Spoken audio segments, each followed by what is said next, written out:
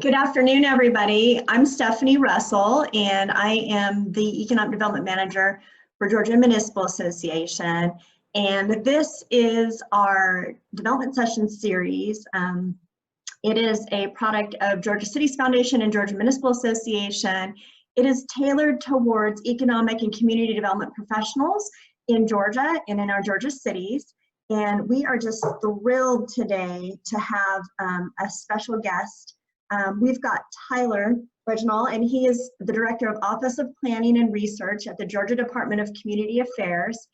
He oversees local government assistance efforts at DCA, and that includes local comprehensive planning, service delivery strategies, GIS and mapping, and annual reporting requirements such as the report local government's finance and hotel motel excise tax. And that will be the focus of this presentation today, is hotel motel excise tax. So I'm going to turn the time over to Tyler, and he's going to give you a fantastic presentation on this topic. And we'll also be addressing some of how this relates to the COVID epidemic as well. So Tyler, thank you again for being a part of this, and the floor is yours. Absolutely. Thank you, Stephanie, and thank you to Chris Higdon and Cindy Idson at GMA as well. Always thrilled to work with you guys, and for those of you who know me and have met me before, you know I'm always thrilled to talk about tax issues. So hopefully this keeps you engaged and keeps everybody asking questions. Stephanie, real quick, I believe if there are any questions that come up throughout the presentation, they can put those in the chat box. Is that right? Absolutely, yes. All right, so if you do have any questions throughout, please feel free to put those in the chat, and Stephanie and Chris will be moderating that throughout. So as Stephanie said, today's discussion is going to be on the nuts and bolts of the state's hotel motel excise tax. And I'm sure many of you feel the impact of that hotel motel tax on any given year. Last fiscal year, it generated almost $300 million for communities across the state. So its impact is significant. And as Stephanie was talking about, COVID has had a significant impact on that. We'll talk a little bit about that later on. Today's presentation is divided into two parts. The first, we're going to talk about just kind of the fundamentals of the hotel motel excise tax, how it came to be, what kind of restrictions exist on the spending of those funds. And then we're going to take the second part to talk about a few special topics in the area of the hotel motel excise tax, those that have presented a lot of challenges or a lot of common questions across the state. And feel free to ask those, as I said, in the chat box, and we'll be happy to get to those a little bit later on. You see that horrible mugshot of me, but that is me for better or worse, as well as my contact information there. So if you do have any questions or want to talk on a jurisdiction-specific level, please feel free to reach out to me. Our website is there, as well as my email address and my office phone number. Now, as Stephanie mentioned, my office has a plethora of programs that fall under our umbrella. All of our Office of Planning functions, which include city and county comp plans and service delivery strategies, as well as the Plan First program and our Community Planning Institute, among many others. Our annexation reporting and mapping office, as well as all of the annual reporting requirements that Stephanie mentioned. So as an aside, if you do have any questions about any of the programs that you see here on the screen, please feel free to reach out to us. We are here as a resource and a support mechanism for local governments throughout the state. So if any questions come up on these issues, please reach out. We are happy to help out as best we can in whatever way we can. So with that, a little bit of background on the reason we are here today, and that is the hotel motel excise tax. Now, one of the basic things to understand about this tax is that it's broken out on a hotel bill or a folio that you get when you stay at a hotel in Georgia with a variety of line items. If you look at the middle there, you see the base hotel motel tax rate, so $149 a night, $199 a night, whatever the hotel happens to be charging. On the top, you see the standard sales and use tax. Now, depending on where you are in the state, this is going to vary from 6% to 8.9%, and this includes things like any local option sales tax or SPLOST or T-SPLOST that a city and county may have. On the bottom right, you see the $5 per room per night hotel motel fee. Now, this was adopted about 5 years ago in the General Assembly and goes toward transportation infrastructure across the state. What we'll be talking about today is on the bottom left, the local hotel motel excise tax. Now, depending on what jurisdiction you're in, this ranges anywhere from 2 to 8%, and we'll talk a little bit about that rate change as we move forward through this presentation. A little bit of background on the tax itself. It actually dates back to 1975. And in 1975, the General Assembly empowered local governments in the state to impose this excise tax of no more than 3%. Brunswick became the first city in the state to do it. And as the years and decades moved on, the tax evolved and the authorization paragraphs became a lot more complex. There was a lot more flexibility and a lot more options for city governments and county and consolidated governments alike. Now, by 2008, it became quite unwieldy, and any of you who have looked at the hotel motel tax statute know that it goes on for about 14 pages, which seems obscenely high, but with 24 different authorization paragraphs, there were different rates and different restrictions that existed on spending based on which paragraph was being used. Now, the General Assembly recognized that this was a little too unwieldy, and it was difficult to have everyone on the same proverbial page when it came to how to use these dollars. So in 2008, House Bill 1168 was passed. What this did was limit any new hotel motel taxes or any changes to hotel motel taxes to 3 options. If your community wanted a tax of 1, 2, or 3%, you would do it under paragraph 51A1, as you see there on the top. If you wanted a tax of 5%, you would do so under paragraph 51A3, as you see there in the middle. Now, for both 51A1 and 51A3, a city, county, or consolidated government can take action without any interaction with the General Assembly. It can be done wholly at the local level. Now, another option is a tax of 6, 7, or 8% on those hotel or motel stays. And that's under what we call paragraph 51B. Now, that does require a piece of local legislation from the General Assembly. And as a little shout out, we will be doing a webinar on October 22nd with the Georgia Department of Economic Development on the resources and the process to go through that. So we'll get into a little more detail on that with that Department of Economic Development webinar in a few weeks. Now, we moved on to these 3 active authorization paragraphs, but that's not to say that those communities that were collecting under these older paragraphs weren't going to be grandfathered in. And in fact, as of last month, 46 of the 281 local governments in the state that are collecting a hotel motel tax are under one of those grandfathered authorization paragraphs. Now, at this point, any changes that are made to the hotel motel tax in those jurisdictions will require them to go to one of the 3 active authorization paragraphs. We also work closely with communities. So if you're one of the 46 and this applies to you, we're happy to work with you one-on-one to make the transition to one of the active paragraphs if that's what your community wants to do moving forward. Of course, we're still here as a resource and a support mechanism for those that are under the grandfathered authorization paragraphs in helping you better understand the restrictions and the expectations that come along with the dollars collected. Now, for context, these are the communities across the state that are under those grandfathered authorization paragraphs. Counties are in the orange shaded color, counties and consolidated governments, and municipal governments are the blue dots that you see through here.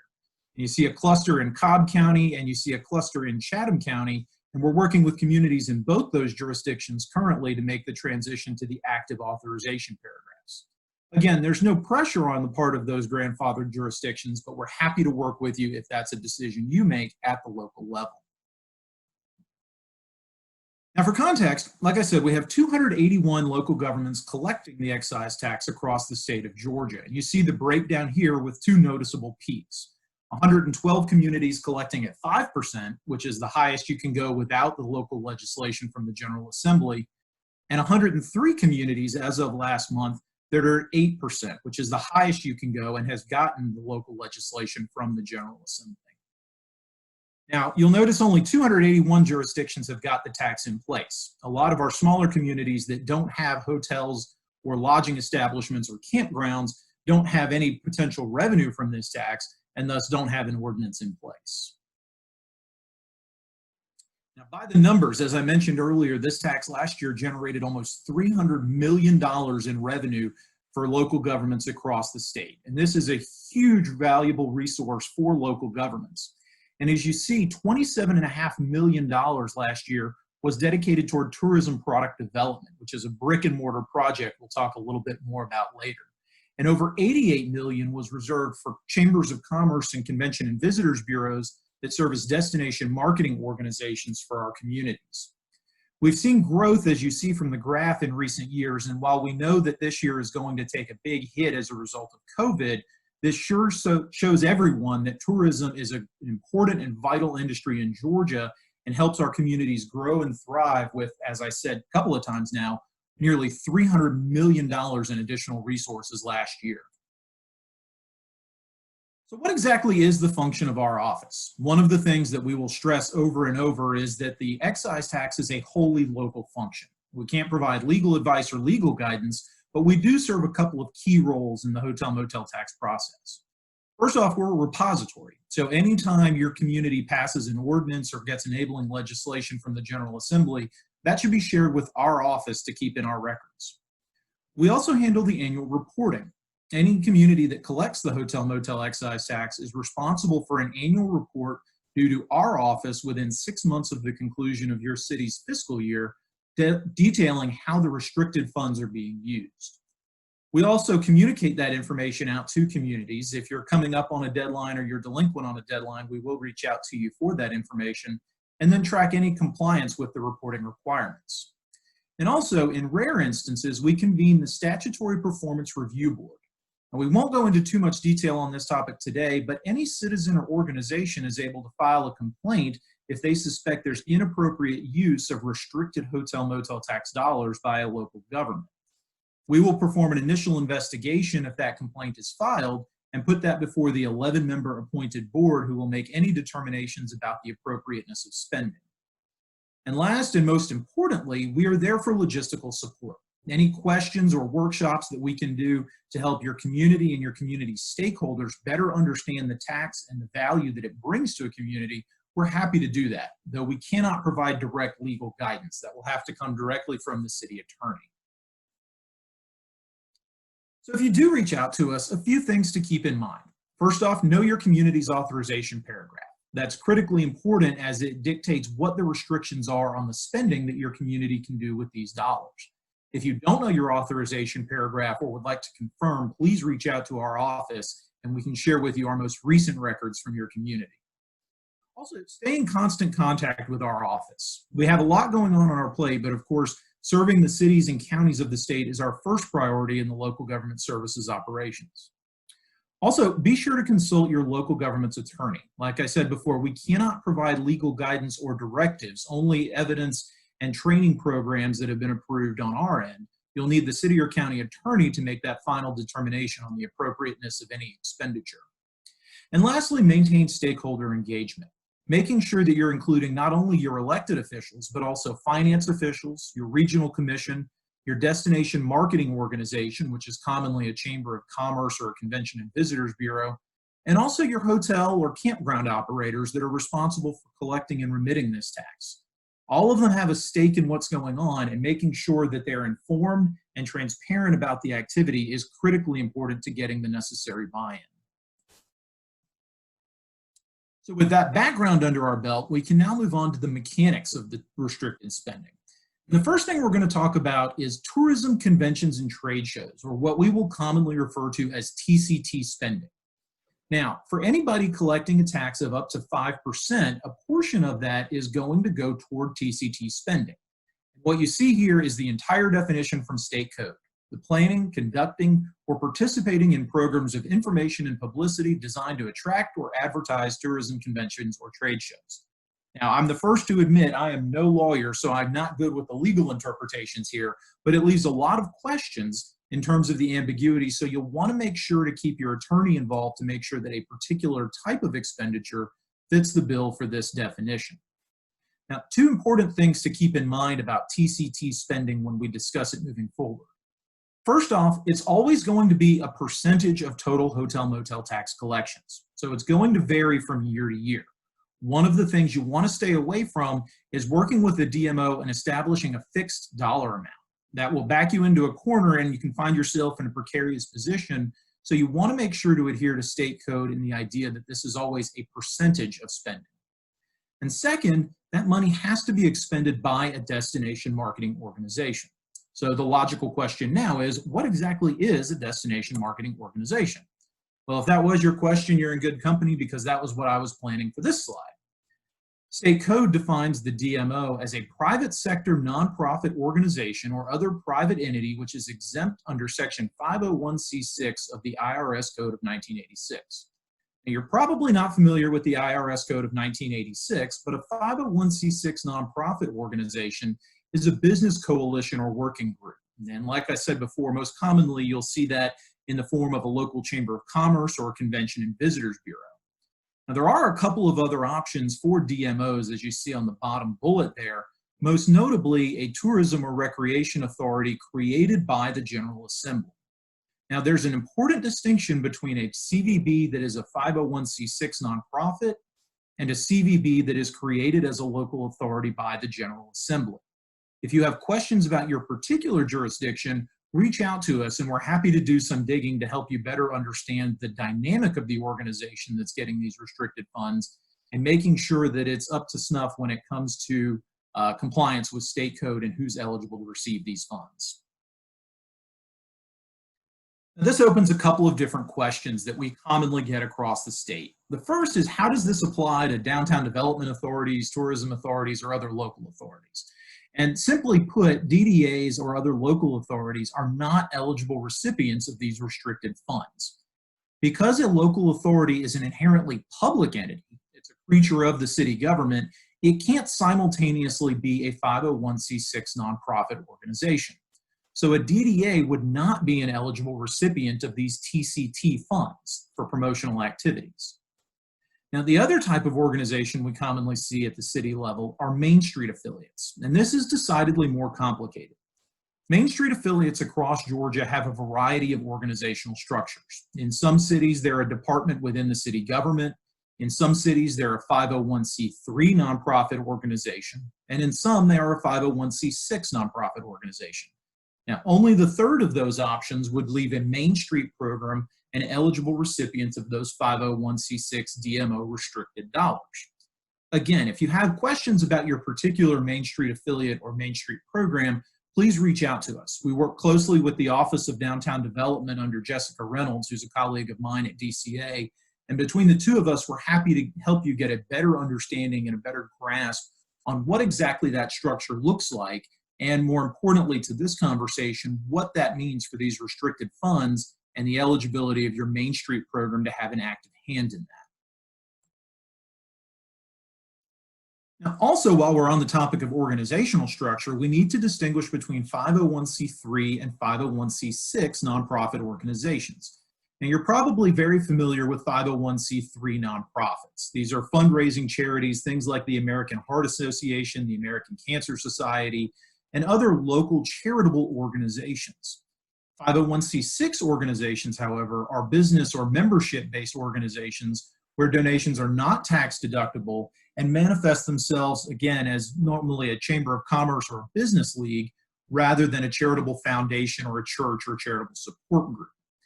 The distinction is subtle, but it's important when it comes to these restricted dollars because a 501c3 may not receive them, while a 501c6 may. So now we get into the nitty-gritty details of that. How exactly does the restricted spending break out when your city is collecting these hotel motel tax dollars? Well, if you're collecting a 5% tax under paragraph 51A3, which is one of those 3 active authorization paragraphs I mentioned earlier, the first 3 pennies, or 60% of the total revenue collected, can be used in an unrestricted general purpose fund by the local government. So if you're using it for a legal purpose, such as paying police or firefighters, repaving roads, or expanding a library, you can use 60% of those total collections for that purpose. If you're using it for an illegal purpose, you have a whole different set of problems, but we won't venture into that here today. The remaining 2 pennies of the 5 being collected, or 40% of total revenue, is restricted to TCT spending. So 40% of total collections need to go to your chamber, your CVB, or your otherwise qualified DMO for the purpose of promotional activities. So this leads to the logical question, how can we use these TCT funds? And that's a really good question. Now, generally, these are going to be community-wide tourism marketing efforts, things like social media or internet marketing campaigns, radio or television commercials, billboards, or solicitation of trade show contracts for large-scale events in your community. Now, as we saw earlier in the definition slide, it's quite ambiguous in state code. So you'll always want to consult with your city attorney to make sure that they agree that a particular type of expenditure meets that qualified definition of TCT spending. Now, one of the things that probably pops up in your mind is, well, our city has to give the TCT funds to the chamber or to the CVB, so how exactly are we in control of this? Well, ultimately, the city or other local government is the taxing authority that's collecting the tax. While the use of those funds is restricted, the city remains the taxing authority and would thus always be held responsible for how those funds are being used. So it's important to maintain a constant and open dialogue with the DMO that's receiving those restricted funds to make sure that the city leadership and the DMO leadership are in concert in terms of their objectives and goals. Now, to turn it negative, how can't we use our DMO? How can't our DMO use the TCT restricted funds? Well, the most prominent example we have, and an opinion from the Attorney General's office, is fireworks. Fireworks were determined by the AG's office to not be a program of information or publicity, but rather the event itself.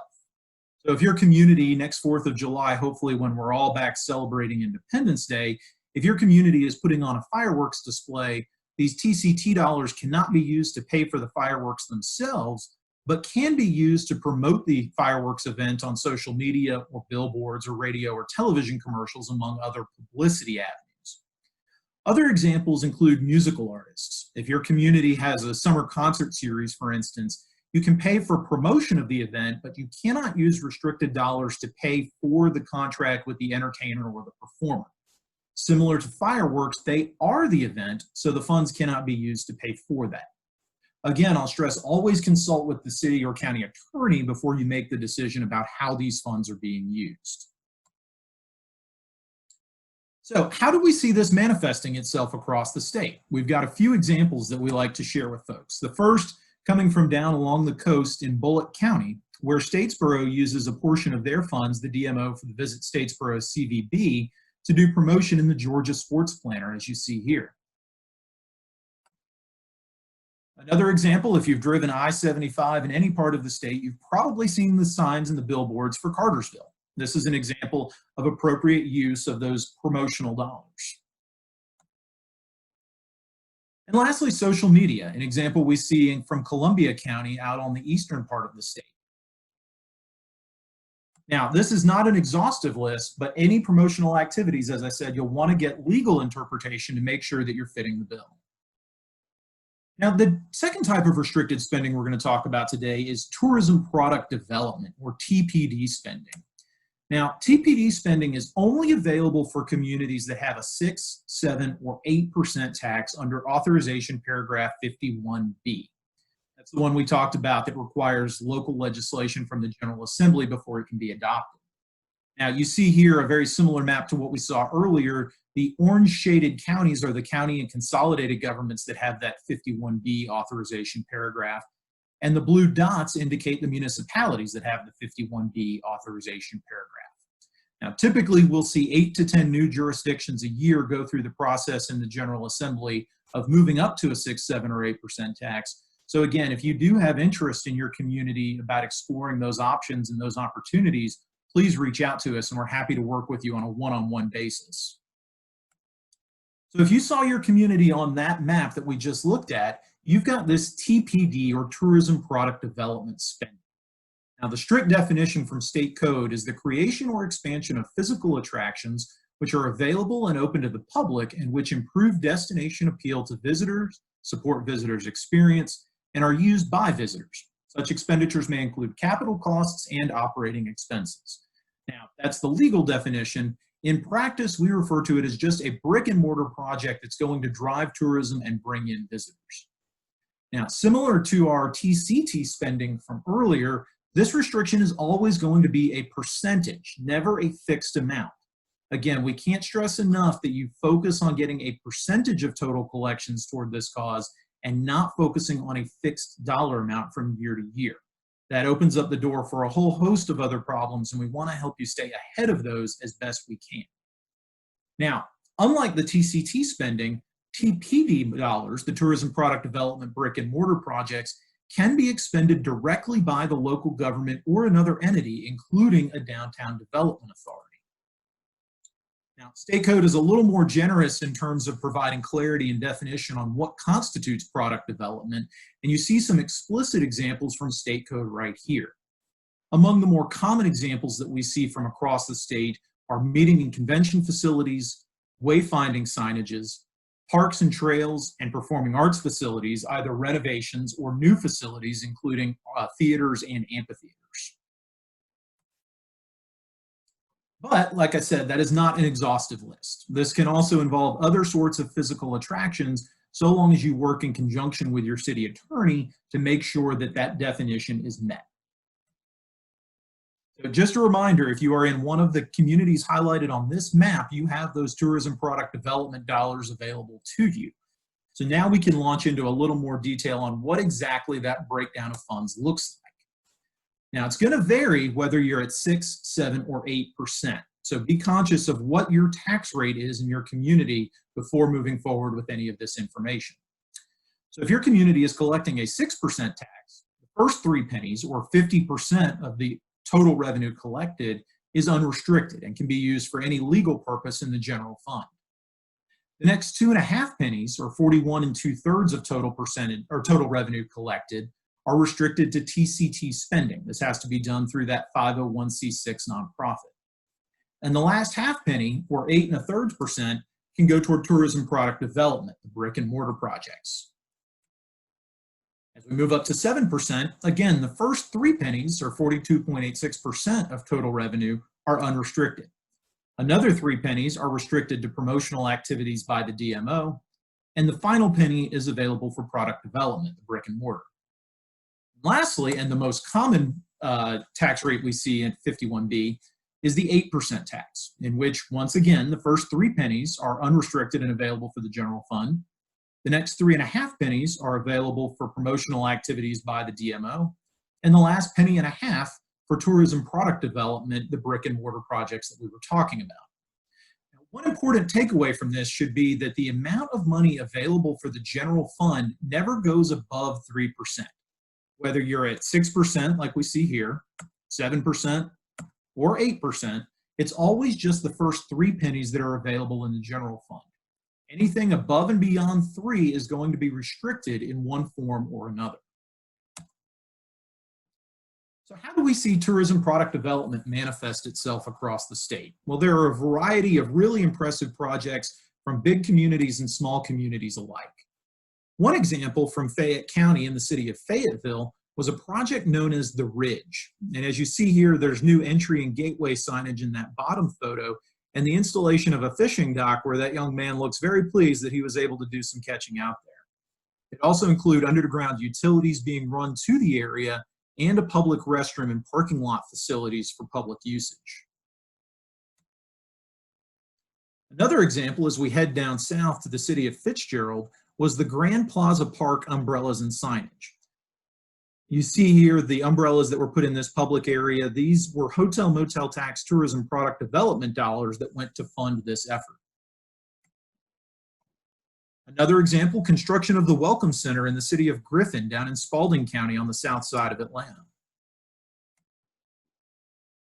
One of my favorites, the Vidalia Onion Museum down in southeast Georgia. The Hummingbird Trail throughout the city of Hogansville.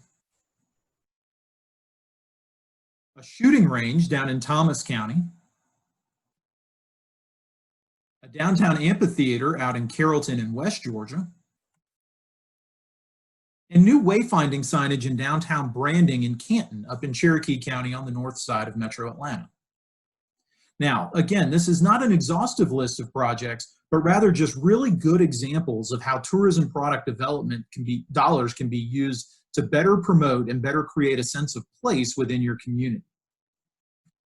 So with that background information, I'll ask Stephanie and Chris, do we have any questions that have come up so far before we go into our special topics discussion?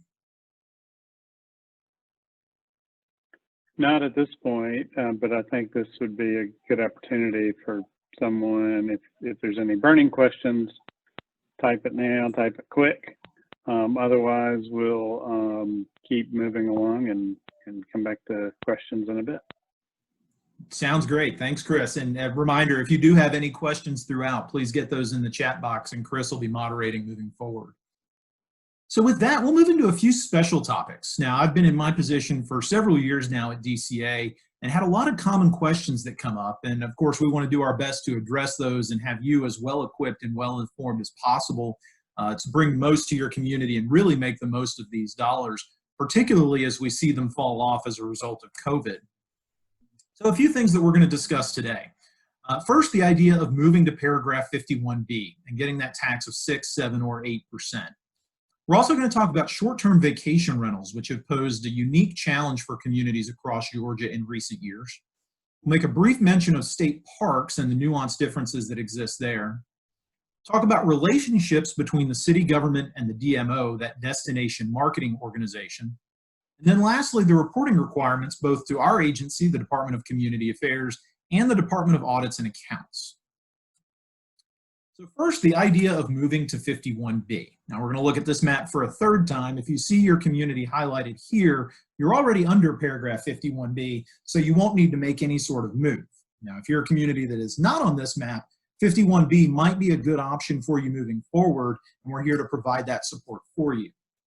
Now, to give you an idea of what that looks like, it's generally a three-step process. The first step would be the City Council or City Commission passing a resolution asking the local legislative delegation to introduce a piece of local legislation in the General Assembly. Now, this resolution can be crafted at the local level to meet whatever needs you may have in your community, but generally you'll identify the rate that you want to go to, projects that you want to spend money on, and how those proceeds are going to be allocated among your community's chamber, CVB, or other eligible recipient. Once that resolution is passed and shared with your representatives and your legislative delegation, that will be taken to the General Assembly when they reconvene in January. Now, the timeline is critically important because in a typical year, albeit 2020 was anything but a typical year, the General Assembly will convene in early January and they will adjourn for the year after their 40th legislative day, typically in late March or early April. So if you miss that window of the legislative session, you'll have to wait until the next year. Now, obviously, we have general elections coming up on November 3rd, and the entirety of the General Assembly will be on the ballot, so you'll want to keep an eye on who your new representative or senator-elect is come November. Now, once that local act is passed by the House and Senate and signed by the governor, that will come back to the City Council or City Commission, who must then pass an ordinance establishing that new tax rate and the effective date. Now, for all three of these documents, we have samples available on our DCA website, and we're happy to work with you, not providing legal guidance, but providing those resources in that library to you in the event that you do want to move forward on that. And here you see a screenshot from our website of where we've got those posted. You see the local resolution, the local legislation, and the ordinance that are available for download in PDF format on our website. And this is just an example of what that looks like. It's pretty straightforward and the language is pretty standard across communities, but obviously you'll want to consult with your city attorney to make sure that you get that specifically catered to the needs of your community. Similarly, there's fairly standard language that you see in the local legislation here. And then when it comes back, the ordinance will dictate the specific needs and the specific expectations of your mayor and council or mayor and commission. Now, the most common question that we have had in the last couple of years has been surrounding short-term vacation rentals, commonly known as the Airbnb or VRBO rentals that take place within a community. Now, short-term vacation rental regulation and taxation could generate more hotel-motel tax revenue in jurisdictions that may have— Tyler, can I apologize? Can I interrupt you real quick? Just because this question may be good to address before we get into short-term rentals. Absolutely. We have one question. Once approved by the General Assembly and signed by the governor, is there a time frame for when the city must pass an ordinance? That's a great question. Unless the piece of local legislation dictates a time limit on that, I don't believe there is a time limit that exists, and I'm not aware of any local act for a particular local government that includes a timeline or a time limit on that. But that does actually get to a good question, Chris. Once the ordinance is adopted by the city council or the city commission, the soonest it can become effective is the first day of the second month following its adoption. So that's the legal speak. In practice, that means if, say, a city council were to meet on September 16th and adopt that ordinance, the soonest that new tax rate could become effective would be November 1st. So you do have to wait until the first day of the second month following the adoption of that ordinance before that tax can become effective. And an important thing to keep in mind on that front is that we talked earlier about stakeholder engagement and maintaining open dialogue with stakeholders throughout the community. Since the hotel motel excise tax is remitted directly from the hotel operator to the local government, you'll want to be sure to be in open and constant communication with the hotel operators so that they know what % tax they should be collecting at that point. They do act as the intermediary. They collect it from their guests and the folks staying at their hotel or their campground or other lodging. But you want to make sure that they're adequately informed on that and have enough time to make those accommodations if you do change that rate. So returning to short-term vacation rentals, it is an inherently local issue. So much like the other issues we've talked about today, you'll want to consult with your city or county attorney and also work with other stakeholders. Those can include property owners that have their properties on Airbnb or VRBO or any of the other short-term rental platforms, as well as community and neighborhood groups, your chamber, your CVB. Again, anybody that would have a stake in this decision should be included in that conversation. You also want to make sure that any short-term vacation rental regulations you put into place are clear and enforceable based on available data. This can be a bigger challenge in smaller communities that don't necessarily have the capacity to enforce those regulations that are adopted. And lastly, you want to avoid subjectivity in any of the rules that are being developed. So for example, requiring a license to be posted outside the rental and be visible from the street would be enforceable. Having a regulation that says rentals cannot interfere with neighborhood character is very subjective. It doesn't have any specific metric or specific expectation beyond the broad guidance of not interfering with neighborhood character. Now, to that end, there are a number of other challenges to consider. Short-term vacation rental regulations are multidimensional. Not only do you have the issue of the hotel motel excise tax, but you also have questions about zoning, property rights, safety, historic preservation, and tourism, among many others. So chances are you're going to have a number of stakeholders, even within the city government, that are going to have a vested interest in what's happening with short-term rental regulations. As I mentioned on the previous slide, you also want to think about the enforceability. You want to be realistic, both in terms of what can be enforced and what capacity your local government has to do the enforcing, and make sure that unenforceable regulations are kept off the books to avoid more confusion. You also want to make sure to focus on uniformity. Not all units are going to be the same, so you want to make sure that you're playing by the same rules, whether it be a multi-unit apartment building or a single-family home or anything in between. This is a non-exhaustive list, of considerations that you want to make if your community is entertaining the idea of a short-term rental regulation or ordinance. Those could include annual registration and licensing or agent requirements when it comes to improving safety. When it comes to disruptions, this could involve off-street parking or maximum occupancy. And preserving the character of neighborhoods, including subdivision types and neighborhood information, neighborhood groups. Like I said, this is not an exhaustive list, but one just to keep in mind the dynamic nature of short-term rentals and what unique challenges those present to our communities across Georgia. Now, in this instance, DCA can provide some support. For those of you who may be familiar with our hotel motel tax reporting system, the screenshot on the right-hand side should look pretty familiar to you. And one of the questions that we added beginning with fiscal year 19 reporting was, do short-term vacation rentals in your jurisdiction collect and remit the hotel motel excise tax?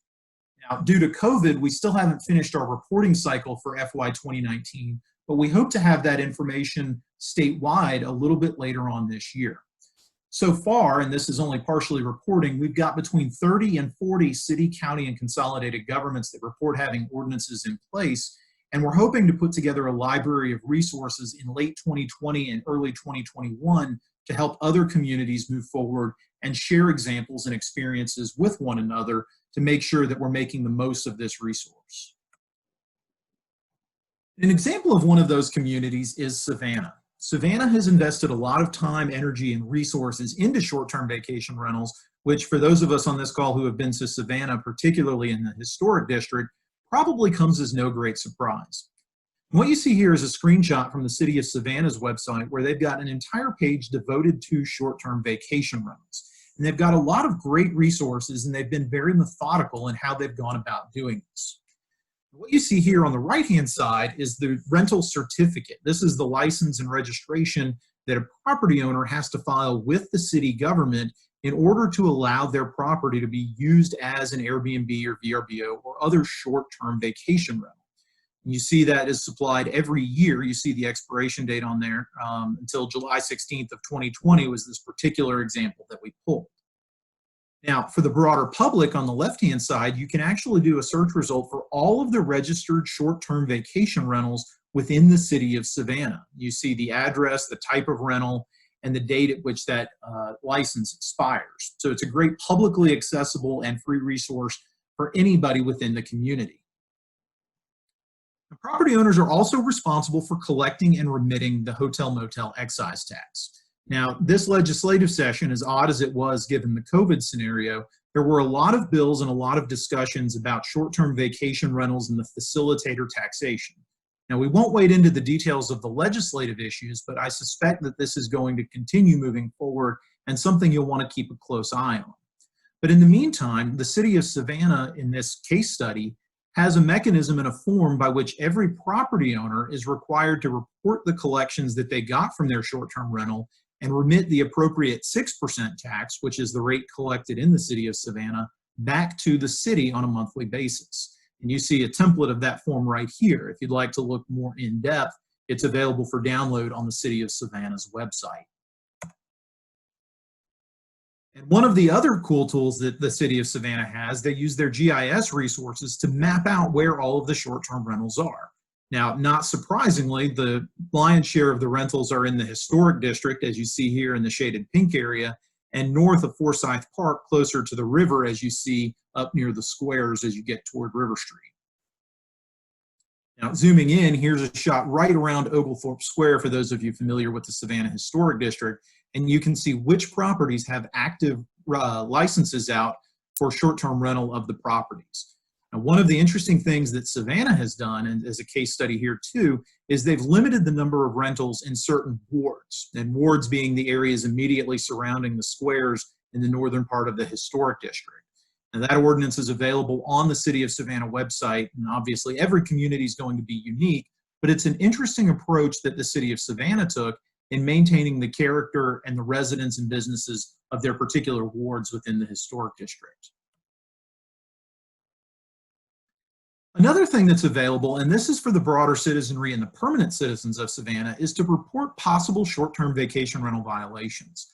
If a citizen or business owner thinks that a particular property is either being run as a short-term rental illegally, or there's some issue perhaps with parking or late night partying or noise violations, this is a form available on the city's website where citizens or business owners can file those complaints. The third special topic we're going to talk about today are building healthy relationships between the local government and the destination marketing organization. Now, thinking back to the very beginning of the presentation, we talked about DMOs. These are the 501c6 nonprofit organizations, most commonly a chamber or CVB, that are responsible for spending the tourism, convention, and trade show restricted dollars on promotional activities. A little bit ago, I also mentioned that ultimately the local government, the city, is going to be the taxing authority that is held responsible for how these funds are being used. So it's important that there be a constant and transparent dialogue between city leadership and the DMO leadership to make sure that everything is being done to the highest level of integrity and transparency. And one of the ways that can be done is through an MOU or contract between the city collecting the tax and the DMO spending the restricted dollars. And one example we have is from the city of Hapeville down in South Fulton County with the ATL Airport District, which is is a Convention and Visitors Bureau that represents 4 different municipalities in the south end of Fulton County. Now, you see a bunch of legal language here at the beginning, but one thing to bring your attention to is what you see in the green circle here. In this section of the contract between the City of Hapeville and the ATL Airport District CVB, the city identifies the specific activities and events that they want promoted with these TCT dollars. The Happy Days Weekend, the Southern Film Festival Series, Coffee and Chrome, the Chalk Art Festival, the Hapeville Art Crawl, as you see here. If you can engage with your DMO, the Convention and Visitors Bureau or Chamber, ahead of the fiscal year and identify these priorities and objectives before the first dollar even comes in, you'll save yourself a lot of headache and a lot of trouble on the back end. So be sure to focus on maintaining that dialogue and keeping your Chamber or CVB executives engaged in the process from the very beginning. One of the things I mentioned earlier was state parks. I don't have a slide for it in this presentation, but if you do have a state park in your jurisdiction, please reach out to our office because there are certain nuanced differences in how those dollars are required to be used. Now, generally that only affects county governments, but if you feel like your jurisdiction may be affected, please reach out to us and we'll work with you one-on-one. We'll wrap up by talking about the annual hotel motel excise tax reporting requirements. Now, as I mentioned earlier, we've got the annual report that's due to our office within 6 months of the conclusion of the fiscal year, and that includes a report from your DMO on how the restricted funds are being used. This is a form called the PCIS, or Project Contractor Information Schedule. Now, the local government also has reporting requirements to the Department of Audits and Accounts. On a similar timeline, within 6 months of the conclusion of your city's fiscal year, the annual audit is due to DOAA. Now, I'd say this just to keep in mind that the hotel motel tax report and the audit report are 2 different statutory requirements due to 2 different agencies. This generally isn't a problem, but just something to keep in mind. Here you see a screenshot of that report. This example is a screenshot from the city of Tybee Island. And it's a pretty easy to use, I think, web interface that we've got on the DCA website. There is a jurisdiction-specific city-county ID number and password, and if you don't have that handy, you, again, can email our office, and we will provide that to you as quickly as possible. Now, one of the things... Tyler. Oh, yes, Tyler, Chris, we did have a question. If we do have a state park, who exactly do we need to contact? Absolutely. If you do have a state park in your jurisdiction, reach out to our office, and we'll work with you to get into the details of that. It affects relatively few jurisdictions, but obviously it will affect some given the number of state parks that we have out there. So if you reach out to me directly, I will work with you and we can talk one-on-one about a workshop or a webinar to get a better understanding of that if that does affect your jurisdiction. Great, thank you. Thank you. I mentioned on the previous slide when we were looking at the annual reporting, one of the things that the annual hotel motel excise tax report to our office requires is the project contractor information schedule. And based on feedback we received from local government officials and from CVB and chamber directors alike was that the previous version of this was confusing, it was clunky, it was difficult to navigate, and really left more questions than it did answers. So with feedback from both the Georgia Association of Convention and Visitors Bureaus and the GGFOA conference last year, we got feedback on what that form could do to look better and be easier to navigate. And what you see here is a screenshot of those 2 documents. One for TCT spending, the promotional money, the blue one on the left, and on the right in that shaded red or orange color is for TPD spending, the Tourism Product Development dollars. These are available for download on our website, and they are locked Microsoft Word documents. Only the shaded boxes are available for you to either do a drop-down menu selection or type in information on how those restricted funds are being used.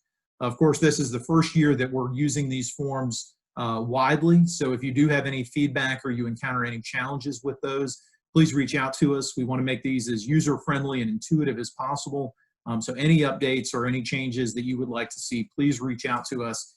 We can certainly update those on our end and make them available for you for the next time around.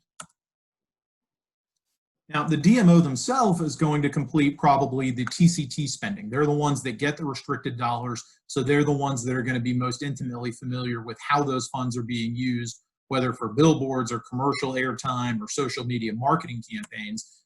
But the DMO also has reporting requirements to the IRS as a nonprofit organization. Obviously, this responsibility goes beyond the city government and falls on the DMO board or leadership. But something to keep in mind is that they do have reporting requirements, not just on the hotel motel excise tax reporting, but also as a nonprofit to the IRS. And while I like to think our office is friendly and approachable, I also am keenly aware that the IRS is anything but. So you probably want to stay in their good graces as a 501c6 nonprofit organization. So a few final tips and suggestions, and this is largely rehashing what we talked about from the outset. Know your authorization paragraph. That authorization paragraph will dictate your tax rate and, more importantly, the restrictions that exist on how you can use those dollars that are coming in. And if you have any questions or want to confirm, reach out to us. We've got records for all jurisdictions on our office. Second, know that restricted spending is always going to be percentage-based. It's lovely to talk in fixed dollar amounts that you can from year to year, but state code disagrees and dictates that all of the restricted spending be done on a percentage basis, not a fixed dollar amount basis. Third, an open line of communication with your city or county attorney is absolutely critical.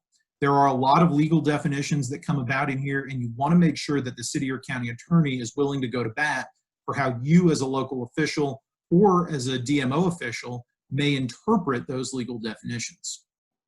Fourth, build a strong relationship with your DMO. As we've seen throughout this presentation, they are going to be the recipient of restricted dollars in one form or another. So making sure that you've got common objectives, common goals, and common mission is critically important to making sure that these dollars are being used in the most effective, most efficient way possible. And lastly, while our office cannot provide legal interpretations or opinions, if you do have a question about the logistics or other training program questions that's gone unaddressed, you can find information on our website as well as the contact information for me and my colleague Jackson Lilly, who works very closely in the hotel motel tax realm as well. We're happy to help you out as best we can. And if we can't, we may kick you back to the city or county attorney, but please come to us if there's anything that we might be able to do to get you resources or guidance moving forward. And on the screen now, I'll leave this one up. You have my phone number and email address, as well as that for Jackson Lilly, my colleague. And either one of us is ready and willing to help you with any concerns that you may have, up to and including changing that tax rate to a 51B paragraph that will open up a whole new world of resources if you're not already taking advantage. So that wraps up my part of the presentation. I'll turn it back over now to Stephanie and Chris if there were any other questions or Q&A or area you'd like to go into more detail on in our remaining time together. So far, we've answered all the questions. I think we can keep it open for. Now, we're talking tax policy, so is there any way to make sure that everyone is still awake? At least a few people are.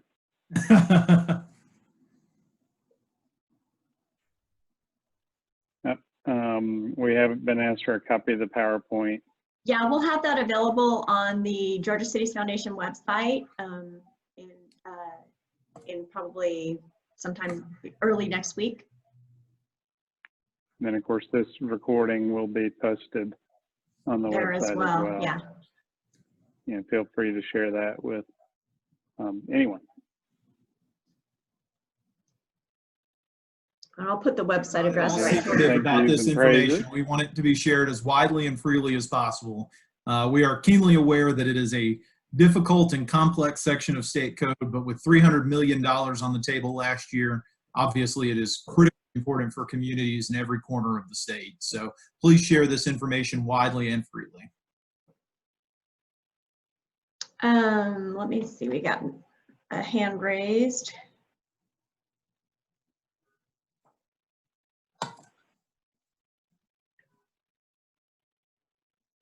I got a hand raised from Missy. If I can pull her up, we'll unmute her.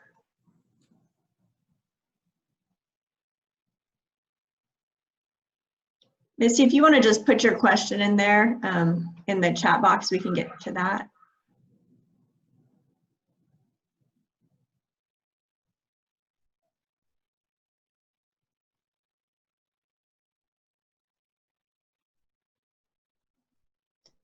Did we answer the one about the state park? Yeah, if anybody does have questions about a state park that may be in their community, reach out to me one-on-one. That's such a small population of communities across the state. So obviously we want to help you get the understanding. That's going to be definitely a one-on-one conversation. And I'd like to think I'm friendly and approachable. Well, if there aren't any other questions, Tyler, we'd like to thank you so much for participating and providing this great information. Once again, we will have this presentation, the recording as well as the PowerPoint available on the Georgia Cities Foundation website. That's georgiacitiesfoundation.org. If you are unable to access that, please drop me an email and we'll get responded to you. If you've got other questions that come up, feel free to email those to us and we'll get those addressed as soon as possible. So I want to thank everybody for their participation today, and thank you again, Tyler. We really appreciate all the information, and we will see you guys next month.